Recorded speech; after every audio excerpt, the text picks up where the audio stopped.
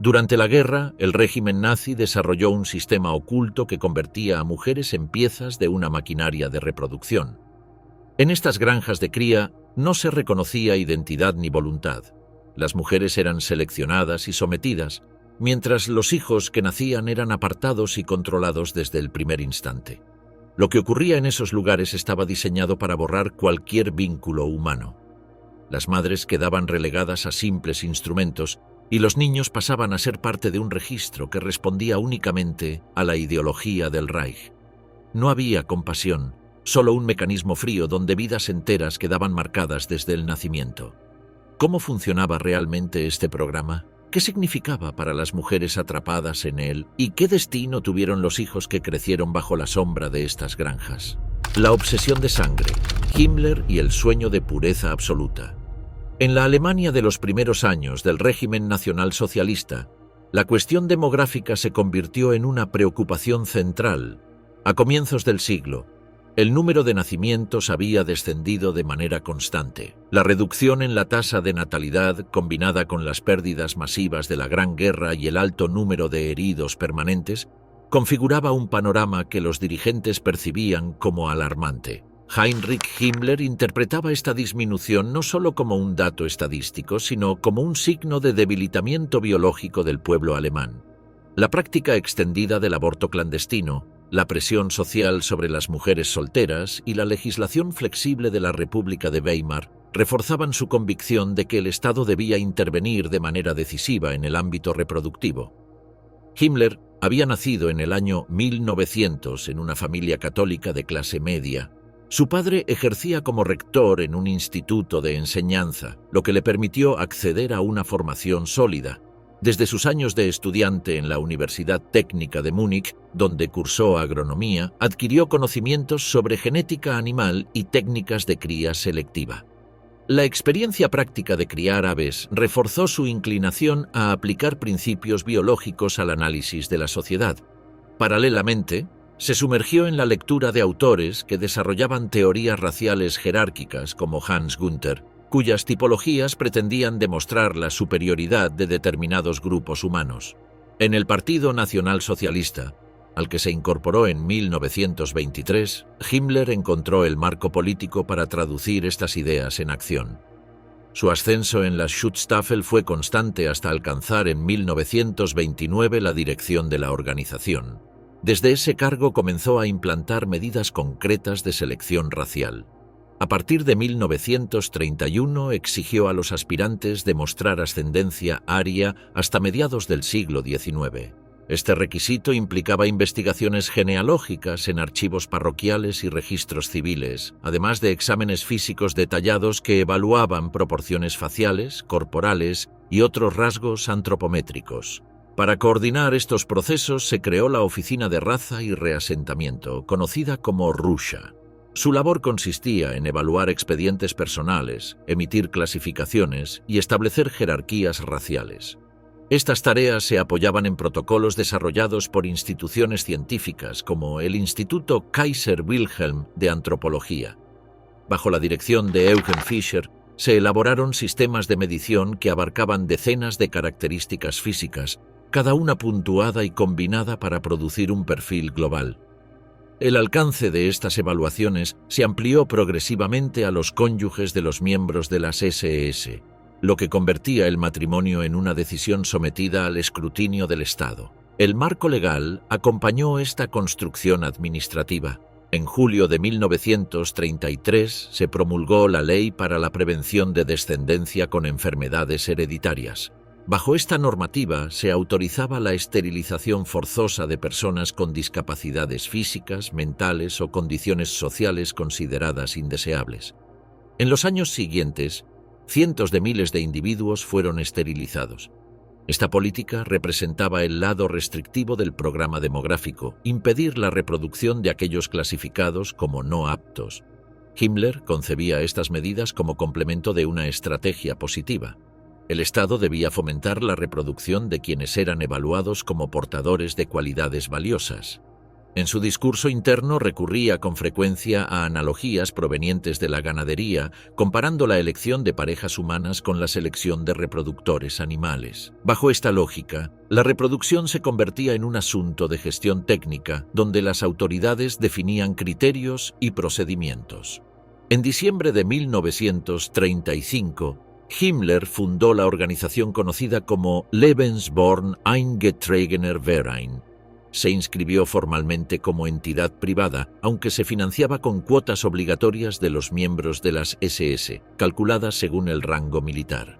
Sus estatutos iniciales declaraban como objetivos apoyar a familias numerosas, brindar asistencia a madres solteras consideradas racialmente adecuadas y garantizar cuidados a hijos de progenitores clasificados como valiosos.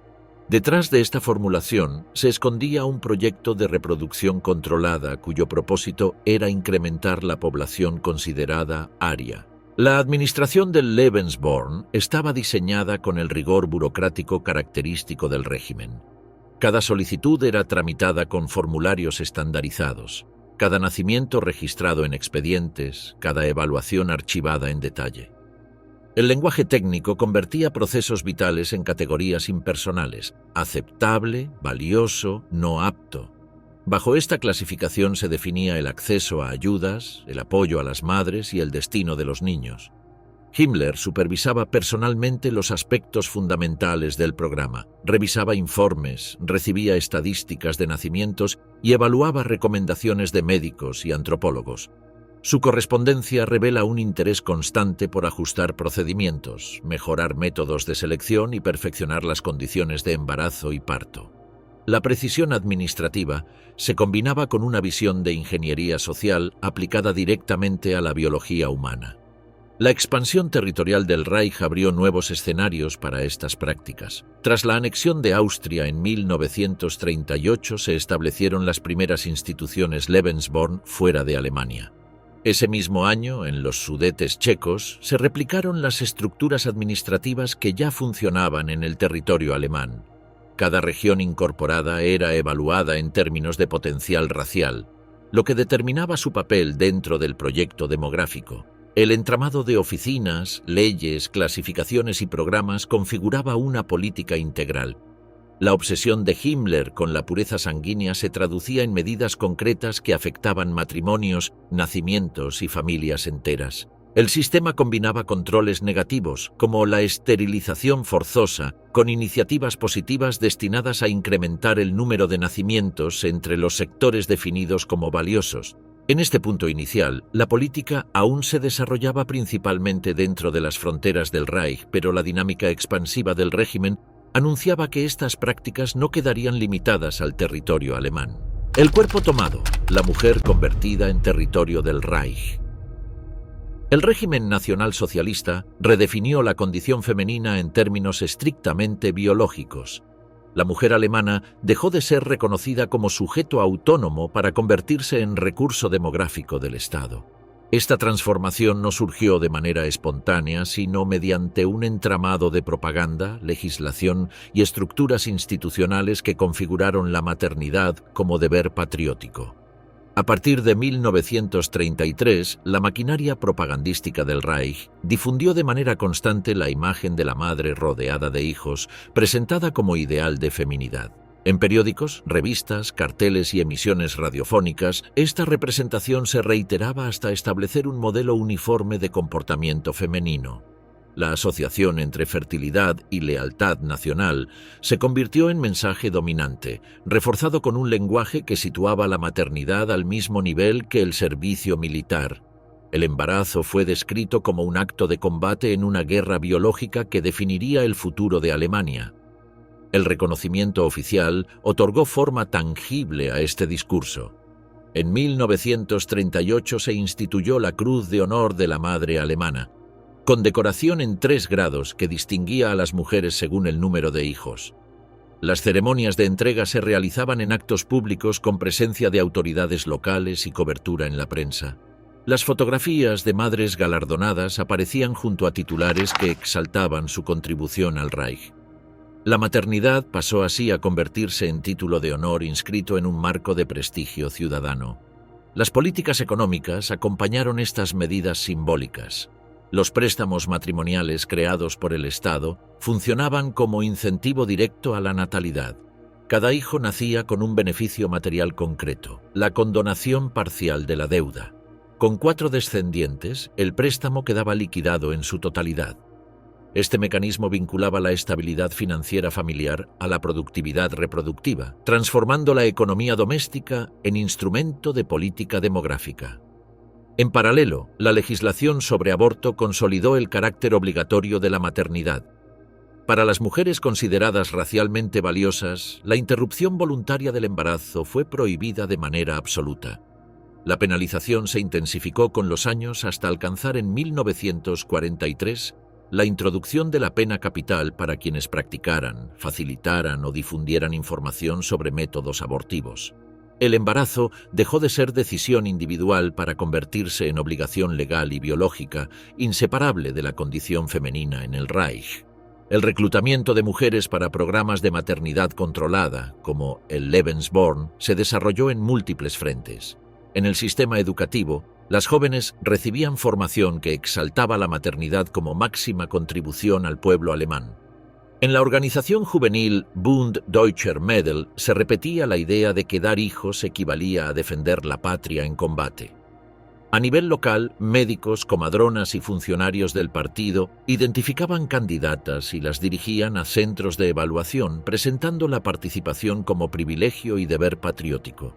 El proceso de admisión estaba regulado por la Oficina de Raza y Reasentamiento. El primer filtro consistía en la verificación genealógica a través del Ahnenpass, documento que acreditaba ascendencia aria hasta mediados del siglo XIX. La revisión podía prolongarse durante semanas, con análisis minucioso de registros parroquiales y archivos civiles. Un apellido asociado a orígenes eslavos, una laguna documental o un ancestro dudoso bastaban para la exclusión inmediata. Las candidatas que superaban la fase documental eran sometidas a exámenes físicos y antropométricos en instalaciones médicas de las SS. Los médicos registraban estatura, peso, color de ojos, cabello y tonalidad de piel. Medían la forma del cráneo, la mandíbula, la nariz y la distancia entre los ojos, anotando cada dato en formularios estandarizados. El examen se realizaba bajo observación estricta, sin privacidad, para las evaluadas. Los criterios de exclusión eran amplios: imperfecciones físicas visibles, cicatrices, asimetrías corporales, enfermedades hereditarias o antecedentes familiares de trastornos mentales y alcoholismo. También se verificaba la reputación social y política, con entrevistas a familiares, vecinos y compañeros de trabajo. La evaluación integraba biología y lealtad ideológica en un mismo expediente. La clasificación final dividía a las candidatas en categorías jerárquicas: valiosas, aceptables o no aptas. Las primeras accedían a los servicios del programa con prioridad. Las segundas podían ser admitidas según disponibilidad. Las terceras quedaban excluidas de forma definitiva, con anotación en expedientes oficiales que podía afectar empleo, acceso a beneficios o participación en otras instituciones. Las mujeres admitidas perdían autonomía inmediata. En las casas maternales del Lebensborn, la vida cotidiana se regía por reglamentos internos. Los horarios de despertar, comidas, ejercicio y descanso eran establecidos por la administración. La dieta se diseñaba según criterios nutricionales definidos por médicos de las SS, con alimentos considerados representativos de la identidad alemana. El contacto con el exterior se limitaba a lo autorizado. La correspondencia era censurada y las visitas supervisadas. Las residentes no podían abandonar las instalaciones sin permiso formal ni decidir sobre su propio tratamiento médico. Su función quedaba reducida a la reproducción bajo control estatal. La maternidad se administraba como proceso técnico, con formularios, expedientes y supervisión permanente. El cuerpo femenino pasó a ser gestionado como recurso biológico en un sistema que convertía decisiones íntimas en asuntos administrativos. Los discursos oficiales presentaban esta subordinación como privilegio. Las mujeres admitidas eran descritas como madres de la nación, portadoras de la misión más elevada. Sin embargo, el tratamiento real las convertía en instrumentos de un proyecto diseñado por dirigentes masculinos. La presión social reforzaba esta dinámica. Una negativa a participar podía traducirse en rumores, aislamiento comunitario o sospechas de deslealtad política. El resultado fue la transformación sistemática del cuerpo femenino en territorio administrado por el Reich. La sexualidad, el embarazo y la maternidad quedaron bajo control de un aparato burocrático que definía los parámetros de la vida reproductiva. Las mujeres pasaron de ser consideradas como individuos a funcionar como piezas de una maquinaria demográfica dirigida desde las instituciones del Estado. Este modelo, consolidado en Alemania, anticipaba su extensión hacia los territorios ocupados, donde las políticas de población adquirirían nuevas dimensiones. El engranaje oculto dentro de las casas Lebensborn. El 15 de diciembre de 1935 se inauguró en Steinhoring, Baviera, la primera casa maternal del programa Lebensborn. El edificio, una antigua institución de enfermería reconvertida, fue ubicado deliberadamente en una zona rural a las afueras de Múnich. La localización respondía a una lógica de discreción y control. El aislamiento geográfico permitía mantener alejadas las actividades de la atención pública y aseguraba una supervisión permanente sobre las mujeres admitidas. Durante los años siguientes, instituciones similares se multiplicaron en Alemania y Austria. Los inmuebles elegidos eran, en la mayoría de los casos, castillos adaptados, mansiones rurales, casas de campo amplias o antiguos sanatorios. La selección de edificios seguía criterios de distancia respecto a núcleos urbanos, accesos controlables y disponibilidad de terrenos que facilitaran el aislamiento. Este patrón buscaba reforzar la idea de autosuficiencia y preservar la discreción institucional. El diseño interior obedecía a directrices centrales. Los espacios combinaban salas médicas con dormitorios colectivos y zonas de instrucción.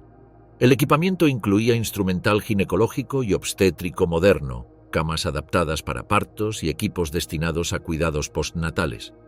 La decoración integraba símbolos médicos con iconografía del régimen, insignias de las SS, runas germánicas, retratos de líderes políticos y mapas que mostraban la expansión territorial del Reich.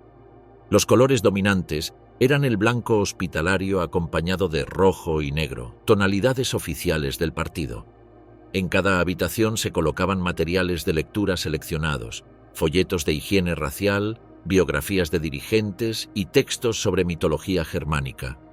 La estructura administrativa de cada casa estaba encabezada por una directora, generalmente vinculada al partido o esposa de un oficial de las SS.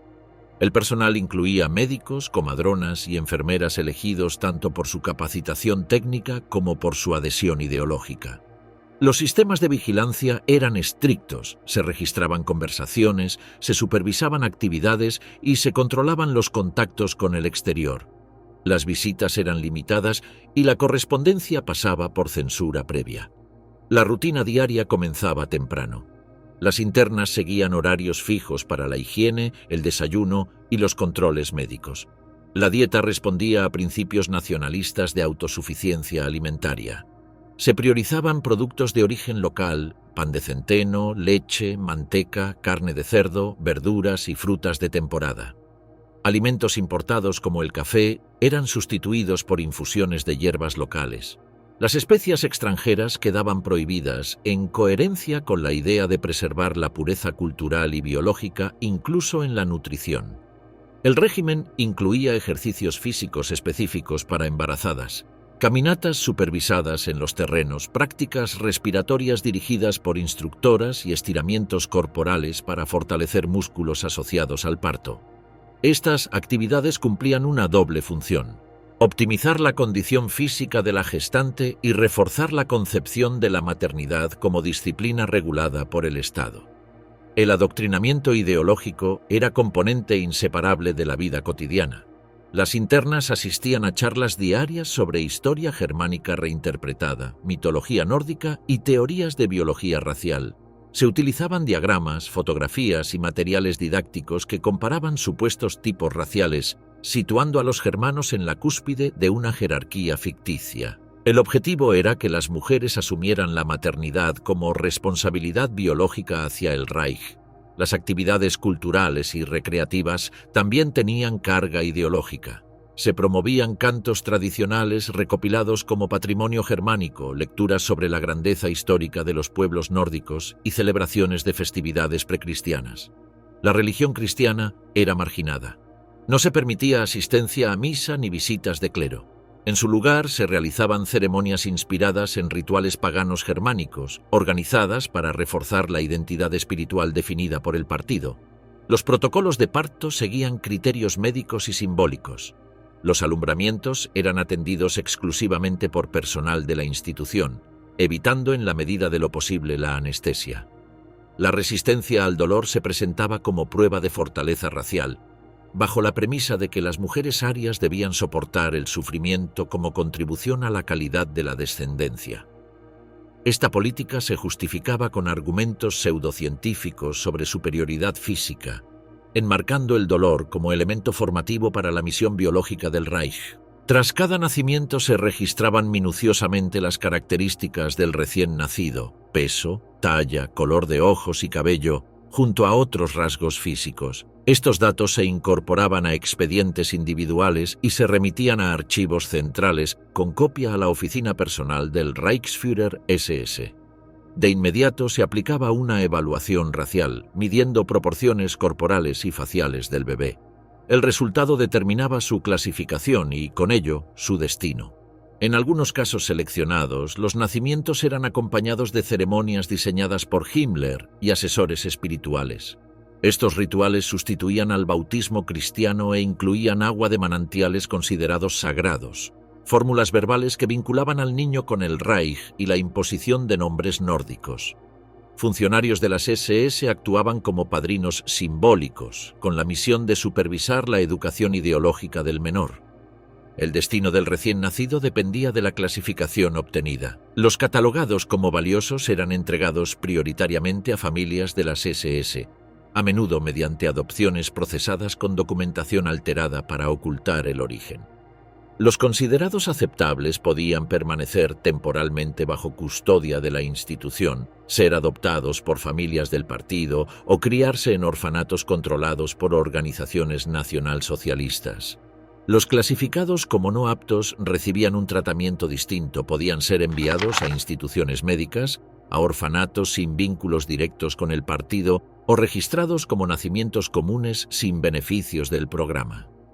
En muchos casos, la separación entre madre e hijo era inmediata o se producía pocas semanas después del parto. La decisión correspondía a los administradores del Lebensborn, no a la voluntad materna. La función de las mujeres terminaba con la gestación y el alumbramiento, mientras que la gestión del destino infantil quedaba bajo control institucional. Cada niño recibía un expediente que integraba datos físicos, médicos, genealógicos e informes de evaluación racial. Estos registros constituían la base documental del programa y alimentaban la planificación demográfica centralizada. La documentación detallada permitía un seguimiento sistemático que trascendía lo inmediato del nacimiento, proyectando a cada niño como elemento de una política a largo plazo. De este modo, las casas Lebensborn funcionaban como engranajes de un mecanismo oculto que combinaba atención médica, disciplina social, adoctrinamiento ideológico y control administrativo. La maternidad se transformaba en un proceso dirigido desde arriba y los recién nacidos se convertían en recursos estratégicos para el Reich. Esta red, inicialmente limitada a territorio alemán y austríaco, pronto se ampliaría hacia las regiones ocupadas, donde adquiriría dimensiones mucho más complejas. Infancia saqueada. El secuestro masivo en Europa del Este. La invasión de Polonia en septiembre de 1939 marcó el inicio de una política sistemática de apropiación de menores en Europa Oriental. Esta medida no surgió como consecuencia secundaria del conflicto, sino como parte planificada de los objetivos raciales del Reich. En 1940, Heinrich Himmler ordenó la incorporación de niños polacos con rasgos considerados valiosos para integrarlos en la comunidad alemana. La política respondía a la estrategia de despoblación y sustitución étnica en los territorios ocupados. Las primeras operaciones ocurrieron durante deportaciones masivas de población polaca. En estaciones ferroviarias de Varsovia, Cracovia y otras ciudades, agentes de las SS y funcionarios del Russia separaban a los menores de sus familias. Aquellos que presentaban características físicas acordes al ideal germánico eran apartados de sus padres y enviados a centros de tránsito. La selección privilegiaba cabellos claros, ojos azules o verdes, complexión atlética y proporciones faciales determinadas. La edad preferida oscilaba entre los 2 y los 12 años, etapa en la cual se consideraba posible modificar con eficacia la identidad cultural. La práctica se extendió a Checoslovaquia tras la ocupación completa del país en 1939. Los equipos de selección inspeccionaban escuelas, hospitales infantiles y orfanatos aplicando parámetros antropométricos similares. En 1942, la destrucción de Lidice, como represalia por el atentado contra Reinhard Heydrich, incluyó la selección de menores entre los supervivientes. En Yugoslavia, tras la invasión de abril de 1941, las operaciones se concentraron especialmente en Eslovenia, donde los niños con rasgos compatibles con el ideal racial eran preparados para traslado. La magnitud de la práctica resulta difícil de cuantificar debido a la destrucción de documentos al final de la guerra. Sin embargo, las estimaciones más prudentes señalan al menos 200.000 menores polacos secuestrados, decenas de miles en Checoslovaquia y miles adicionales en Yugoslavia y otros territorios ocupados. Estos datos reflejan la amplitud del programa de germanización infantil. La selección no se limitaba a observación superficial. Equipos especializados denominados Rassenprüfer, integrados por médicos, antropólogos y funcionarios del Russia, aplicaban mediciones con instrumental antropométrico. Se analizaban proporciones craneales, estatura relativa a la edad, estructura mandibular, forma nasal y distancia ocular. Cada característica recibía puntuación que, combinada, producía una clasificación final. Este procedimiento, que podía realizarse en pocos minutos, determinaba destinos irreversibles. Los informes de clasificación establecían 3 categorías. Los menores aptos para germanización inmediata eran enviados a territorio alemán. Los considerados aptos con reservas permanecían en centros de tránsito para exámenes adicionales. Los clasificados como no aptos eran excluidos y enfrentaban destinos diversos, desde trabajos forzados hasta abandono en condiciones precarias. Los centros de tránsito se multiplicaron en Polonia y Checoslovaquia. El más importante se estableció en Łódź, rebautizada Litzmannstadt, donde funcionaba una instalación conocida como Kinderkazeta. Aunque presentaba apariencia de orfanato, operaba como centro de procesamiento racial. Allí se realizaban exámenes médicos más detallados y se iniciaba el proceso de transformación cultural. Los niños recibían identidades alemanas mediante la asignación de nombres y apellidos germánicos. Sus documentos originales eran destruidos o falsificados y el uso del idioma natal quedaba prohibido bajo amenazas de castigo. Los hermanos eran separados para debilitar vínculos familiares y los alojamientos se organizaban por edad y sexo. El aprendizaje del alemán se imponía con métodos de repetición forzada y sanciones. Se transmitía de manera sistemática la idea de que sus padres habían muerto o los habían abandonado, mientras se reforzaba la narrativa de que Alemania los rescataba y ofrecía un futuro mejor. Los menores clasificados como aptos eran distribuidos en diferentes instituciones del Reich. Algunos ingresaban en hogares Lebensborn, donde recibían tratamiento similar al de los nacidos en el programa.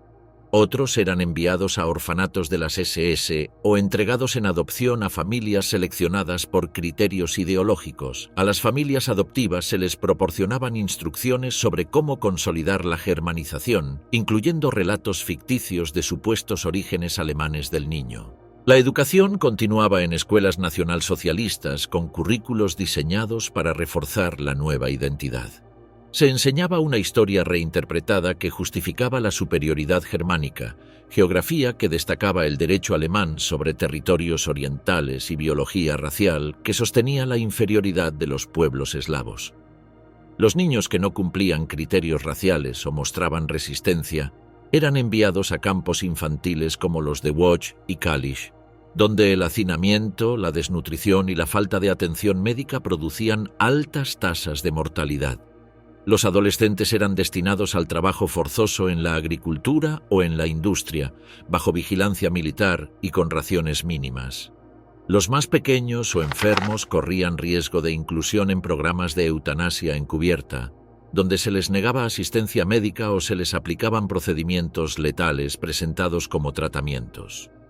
El sistema administrativo acompañaba cada fase. Los expedientes contenían datos originales, evaluaciones raciales, nueva identidad alemana, informes médicos y destino final.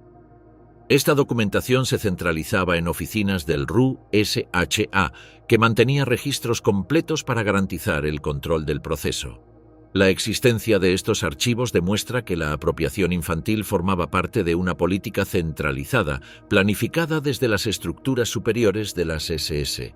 El saqueo de la niñez en Europa del Este no solo reflejó la brutalidad de la ocupación, sino que puso en práctica un modelo de ingeniería social diseñado para transformar poblaciones enteras. Los niños secuestrados fueron reducidos a recursos biológicos administrados por el Estado, mientras los territorios de origen se veían privados de generaciones enteras. Con el avance de la guerra hacia el este, estas políticas adquirieron un carácter cada vez más amplio, extendiéndose a nuevas regiones bajo dominio alemán. Noruega ocupada, la colonia genética del Tercer Reich. La invasión alemana de Noruega en abril de 1940 abrió un escenario particular dentro de las políticas raciales del Tercer Reich.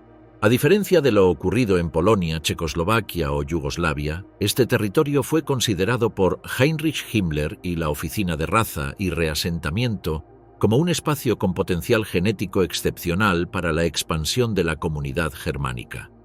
Los ideólogos de las SSS interpretaban las características predominantes en la población noruega como cercanas al ideal nórdico definido por la doctrina nacionalsocialista. Himmler había señalado en documentos internos que los pueblos escandinavos conservaban una elevada pureza biológica, vinculada a una supuesta continuidad con los antiguos germanos del norte.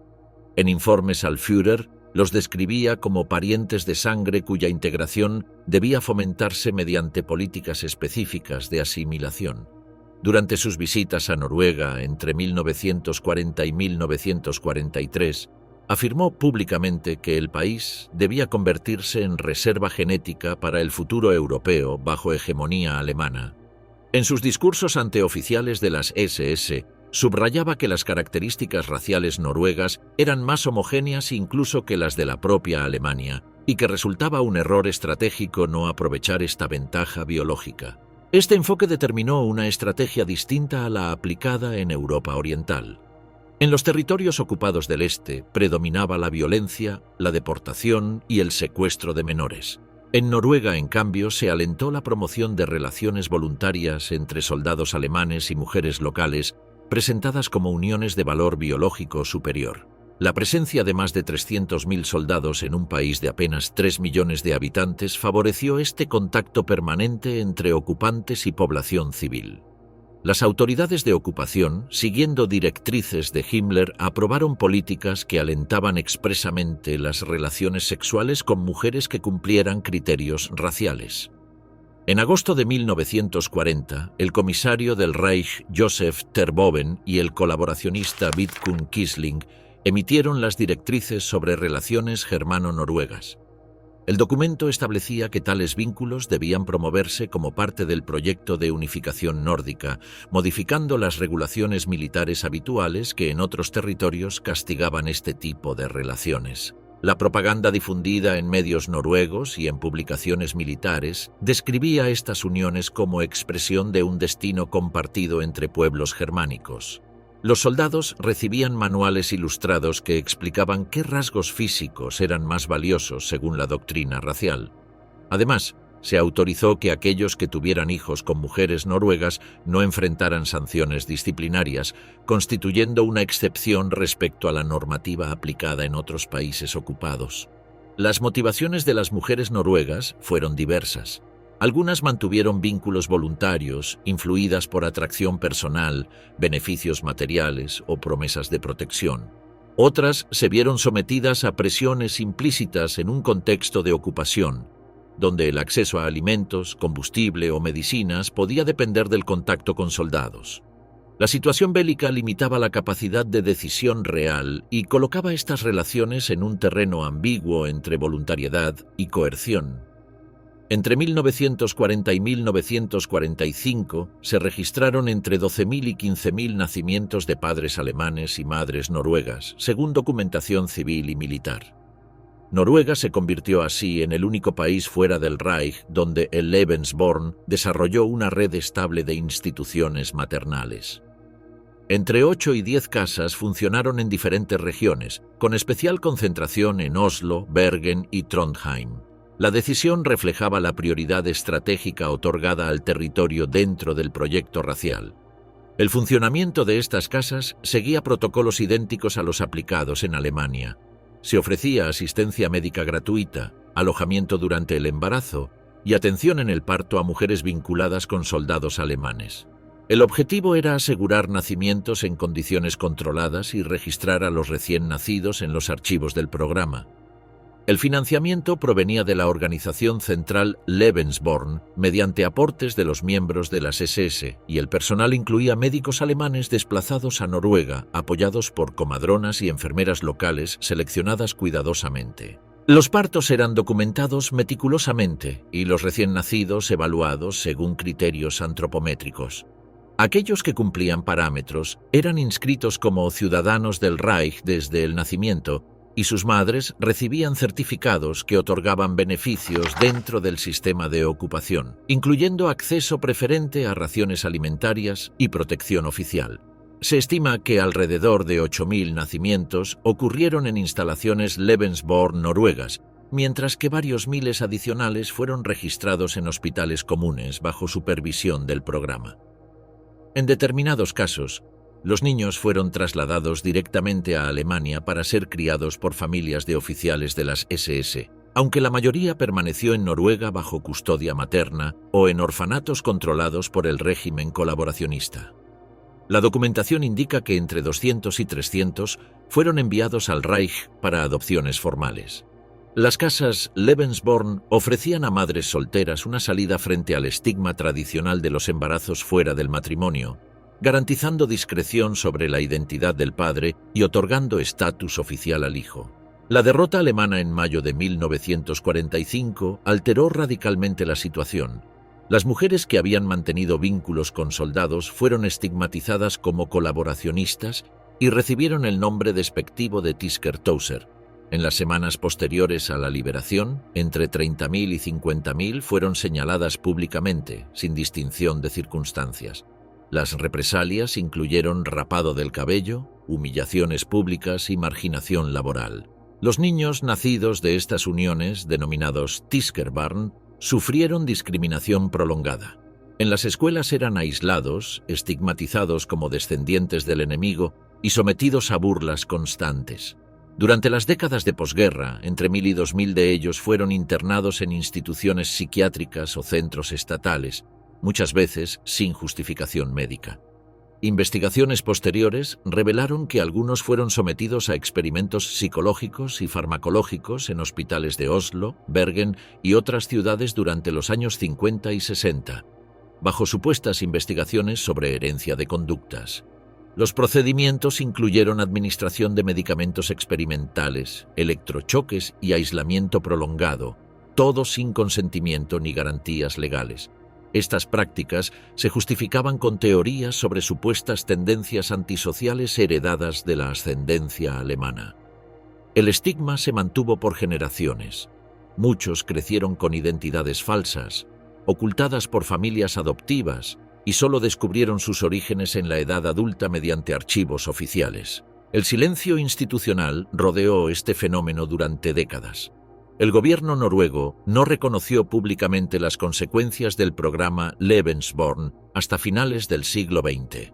Los archivos permanecieron clasificados y los casos se trataron individualmente, evitando admitir la dimensión colectiva del problema.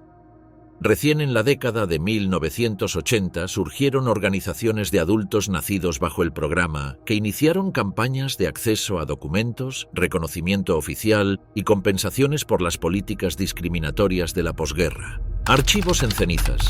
El colapso de un proyecto sin condena plena. En enero de 1945, mientras las fuerzas aliadas avanzaban hacia territorio alemán desde diferentes frentes, Heinrich Himmler ordenó la destrucción sistemática de documentación vinculada a los programas raciales de las SS. Entre los objetivos principales figuraba la eliminación completa de los archivos relacionados con el programa Lebensborn. La directiva partió de la Oficina Económica y Administrativa de las SS y se coordinó directamente con la jefatura del Reichsführer. El propósito era impedir que los registros pudieran ser utilizados como evidencia en los procesos judiciales que los aliados organizarían tras la derrota del régimen. El 18 de enero de 1945, Oswald Pohl, jefe de dicha oficina, distribuyó una instrucción detallada que ordenaba a todos los responsables regionales incinerar sin demora el material sensible de carácter racial biológico. Esta categoría incluía expedientes genealógicos completos, fichas médicas de mujeres admitidas en casas Lebensborn, registros de nacimiento y adopción de niños y correspondencia administrativa entre las distintas dependencias del programa. La implementación de estas órdenes mostró planificación centralizada. En las zonas occidentales de Alemania, donde la evacuación de instalaciones se desarrollaba de manera más ordenada, se emplearon hornos industriales y equipos de incineración para garantizar la destrucción completa. En cambio, en regiones orientales, donde el avance soviético era veloz, se recurrió a métodos más improvisados, como hogueras en patios o la voladura de edificios enteros. Esta diferencia explica por qué sobrevivieron más fragmentos documentales en territorios ocupados por el Ejército Rojo que en aquellos liberados por fuerzas occidentales. En Baviera y Austria, donde se ubicaban algunas de las casas Lebensborn más importantes, la incineración se prolongó durante varios días y utilizó equipamiento industrial para reducir la totalidad del material. En Bohemia y en otras áreas del este, la destrucción resultó más parcial, lo que permitió que ciertos archivos fueran capturados por las tropas soviéticas. Dichos documentos permanecieron clasificados durante décadas y solo se hicieron accesibles de forma limitada tras el fin de la Guerra Fría. La directiva de Pohl distinguía entre materiales. Algunos registros médicos generales podían evacuarse si las circunstancias lo permitían, pero cualquier documento con clasificación de seguridad alta debía ser destruido obligatoriamente. Cuando las tropas aliadas llegaron en la primavera de 1945, hallaron instalaciones que no correspondían al modelo de campos de concentración. Las casas Lebensborn tenían la apariencia de mansiones rurales, castillos adaptados o clínicas médicas bien equipadas. El 2 de mayo de 1945, una unidad estadounidense descubrió la casa de Steinhorn. El informe del capitán Thomas Royal describió la sorpresa inicial: un edificio con habitaciones infantiles, cunas ordenadas y personal que se presentaba como enfermeras y comadronas. La falta de documentación impedía identificar a los niños alojados. Situaciones semejantes se repitieron en Austria y Bohemia, donde los soldados encontraron instituciones parcialmente evacuadas, con huellas de actividad médica reciente pero sin archivos que permitieran reconstruir su funcionamiento. Los documentos que sobrevivieron eran fragmentarios, incluían listados incompletos de nacimientos, formularios parciales de evaluación racial y comunicaciones internas. Aunque confirmaban la existencia de un aparato administrativo, no bastaban para determinar el alcance total del programa ni para establecer responsabilidades individuales. Las propias instalaciones tuvieron destinos diversos tras su descubrimiento. Algunas fueron convertidas en hospitales militares aliados, mientras que otras sirvieron como centros de recepción de refugiados y desplazados, lo que resultó paradójico considerando su origen como instituciones de control racial. Para procesar a los responsables de los programas raciales de las SS, los aliados organizaron un juicio específico conocido como Caso Russia. Oficialmente titulado Estados Unidos contra Ulrich Greifeld y otros, se celebró entre octubre de 1947 y marzo de 1958-948 como parte de los juicios posteriores de Nuremberg. El proceso incluyó a 14 altos funcionarios vinculados a instituciones raciales del Reich. Entre los acusados figuraban Ulrich Greifeld, jefe del comisionado del Reich para el reforzamiento del pueblo alemán, Max Sollmann, director administrativo de Lebensborn, y Gregor Ebner, médico jefe del programa. La Fiscalía presentó cargos por crímenes contra la humanidad, crímenes de guerra y pertenencia a organizaciones criminales. En relación con Lebensborn, se argumentaba que la institución había colaborado en el secuestro sistemático de menores en territorios ocupados y en la apropiación de niños considerados racialmente valiosos. Sin embargo, la defensa se benefició de la ausencia de pruebas completas, consecuencia directa de la destrucción documental. Sollmann y Ebner sostuvieron que su labor se limitaba a servicios médicos y sociales para mujeres alemanas, sin participación en operaciones de secuestro. El tribunal reconoció que existía un programa de germanización de menores, pero no pudo demostrar que Lebensborn fuera el ejecutor directo de los secuestros. De los cientos de miles de niños desaparecidos en Polonia y otros territorios, solo una fracción reducida pudo vincularse con las casas maternales mediante documentos verificables. Por esta razón, Sollmann y Ebner fueron absueltos de los cargos más graves, aunque condenados por pertenencia a las SS. Las penas impuestas al resto de acusados resultaron menores de lo esperado. Greifeld recibió cadena perpetua, aunque falleció en prisión pocos años después. Otros acusados recibieron entre 10 y 25 años de condena, varias reducidas posteriormente. El inicio de la Guerra Fría influyó de manera decisiva en estos resultados. La prioridad de las potencias se desplazó hacia la confrontación política y militar, dejando en segundo plano la persecución judicial exhaustiva de funcionarios de segundo nivel. En la República Federal Alemana, muchos médicos y administradores vinculados a Lebensborn retomaron carreras profesionales sin enfrentar consecuencias significativas. Gregor Ebner, por ejemplo, ejerció como pediatra privado en Múnich hasta 1966. En la zona de ocupación soviética, los archivos capturados se usaron como propaganda para denunciar al régimen nazi, pero no derivaron en procesos judiciales adicionales contra personal intermedio. El silencio sobre el programa se prolongó durante décadas en el ámbito internacional. Lebensborn recibió atención marginal en los estudios sobre el nazismo, eclipsado por los crímenes documentados de los campos de concentración y las operaciones militares. El hecho de que no fuera declarado organización criminal en Nuremberg contribuyó a esa invisibilidad historiográfica. El resultado práctico fue que gran parte del personal médico, las comadronas y los administradores que habían participado en la gestión de las casas maternales o en el manejo burocrático del programa eludieron responsabilidades judiciales. La combinación de archivos destruidos, juicios limitados y prioridades políticas derivadas de la Guerra Fría generó condiciones de impunidad efectiva. La ausencia de documentación completa y de condenas firmes dejó sin resolver la magnitud real de la responsabilidad institucional en la implementación de las políticas de reproducción controlada del Tercer Reich, un vacío que aún condiciona la memoria histórica de estos hechos. El eco de la sangre, sobrevivientes marcados por la memoria. La derrota del Tercer Reich en mayo de 1945 dejó a miles de niños nacidos bajo el programa Lebensborn en una situación de indefinición jurídica y social sin precedentes. Con los archivos destruidos de manera deliberada y las instituciones disueltas, gran parte de estos menores quedó sin documentación que estableciera su identidad real o su procedencia familiar. En Alemania, Austria, Noruega y otros países donde habían funcionado las casas maternales, los llamados niños Lebensborn se convirtieron en un grupo marcado por el origen de su nacimiento y por la carga simbólica de haber formado parte de un experimento racial estatal. Los bebés encontrados en las instalaciones fueron trasladados a orfanatos gestionados por autoridades de ocupación o por instituciones religiosas que habían sobrevivido al conflicto. Allí fueron registrados como huérfanos de guerra, una denominación amplia que ocultaba las circunstancias concretas de su procedencia. Esta clasificación diluyó las diferencias entre niños sin familia a causa de la guerra y aquellos que habían nacido como parte de un proyecto biopolítico del régimen nazi.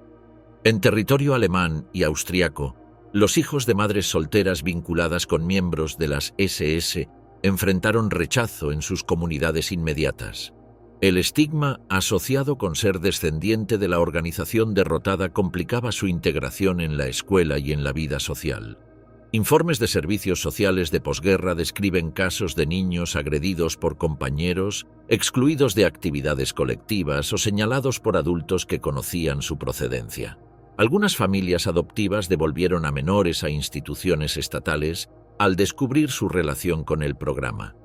En Noruega, donde la documentación es más completa, se estima que entre 1.000 y 2.000 niños identificados como descendientes del programa o de relaciones con soldados alemanes fueron internados en instituciones psiquiátricas o centros de custodia durante las décadas de 1940 y 1950. Estos internamientos no respondían necesariamente a diagnósticos médicos, sino a la percepción de que su origen los convertía en elementos problemáticos para la sociedad. Documentos administrativos de hospitales noruegos empleaban expresiones como trastornos de guerra, un eufemismo que encubría una práctica discriminatoria. Los tratamientos aplicados incluían procedimientos que hoy se consideran abusivos. Registros médicos describen hidroterapia con agua fría, periodos prolongados de aislamiento y, en algunos casos, aplicación de electrochoques a menores. En hospitales de Oslo y Bergen se documentó además el uso de estos niños en experimentos psiquiátricos y farmacológicos presentados como estudios sobre herencia de comportamiento, realizados sin consentimiento ni garantías legales. En Alemania y Austria, muchos niños fueron adoptados bajo identidades reconstruidas. Los registros oficiales fueron alterados por autoridades de ocupación que buscaban integrarlos en familias comunes. En otros casos, los documentos fueron ocultados o permanecieron clasificados por los gobiernos. Como resultado, numerosos niños crecieron sin conocer su origen real. A partir de la década de 1960, algunos descubrieron accidentalmente la verdad a través de trámites civiles, búsquedas en archivos o comentarios familiares que revelaban inconsistencias en nombres, fechas y lugares de nacimiento. El impacto psicológico de estos hallazgos fue profundo. Adultos que se habían considerado alemanes desde la infancia se enfrentaban de pronto a la revelación de que eran de origen polaco, checo o yugoslavo y que habían sido germanizados en los primeros años de vida. Otros descubrieron que sus padres biológicos habían muerto durante la ocupación. Estas revelaciones generaron crisis de identidad y sentimientos de desarraigo que se prolongaron durante décadas. En las primeras décadas de posguerra, el tema permaneció silenciado en la mayoría de los países involucrados. En Alemania Occidental, Lebensborn no fue incluido de manera significativa en programas educativos ni en políticas conmemorativas. La atención se centró en los campos de concentración y en los crímenes de guerra más documentados. En Noruega, el asunto se convirtió en tabú nacional. El gobierno evitó reconocer públicamente la existencia de políticas específicas hacia las madres y los hijos de soldados alemanes. En Francia, Bélgica y los Países Bajos, los nacidos de estas relaciones fueron categorizados como niños de la ocupación, sin distinguir a los que habían estado vinculados directamente con el programa. La destrucción de archivos, el ocultamiento institucional y el estigma social produjeron una invisibilidad prolongada.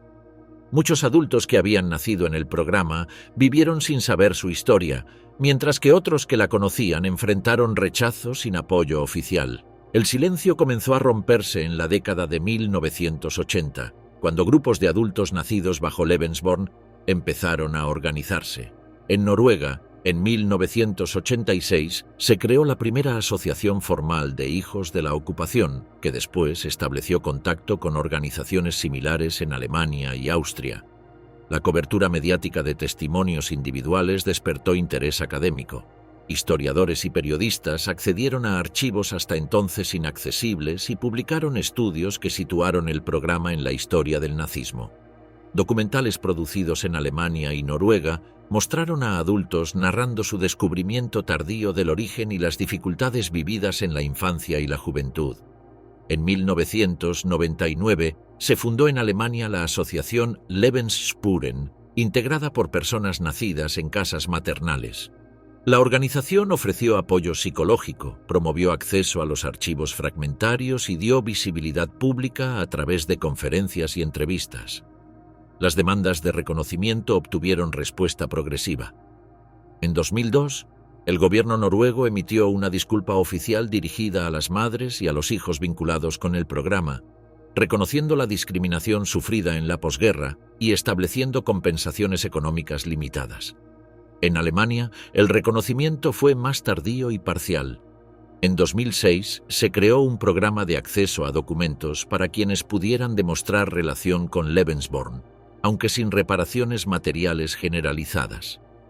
El estudio del programa adquirió relevancia en debates contemporáneos sobre genética y reproducción asistida. La existencia de un sistema estatal que buscó dirigir la reproducción humana según criterios raciales se convirtió en punto de referencia en discusiones sobre ética biomédica. Investigadores en bioética señalaron paralelismos estructurales entre la clasificación racial del nazismo y las técnicas modernas de selección embrionaria, aunque en contextos y con motivaciones distintas. Para los sobrevivientes, participar en estos debates significó añadir una dimensión adicional a su experiencia, transformando su memoria personal en advertencia colectiva sobre los riesgos de subordinar la reproducción humana a objetivos políticos o ideológicos.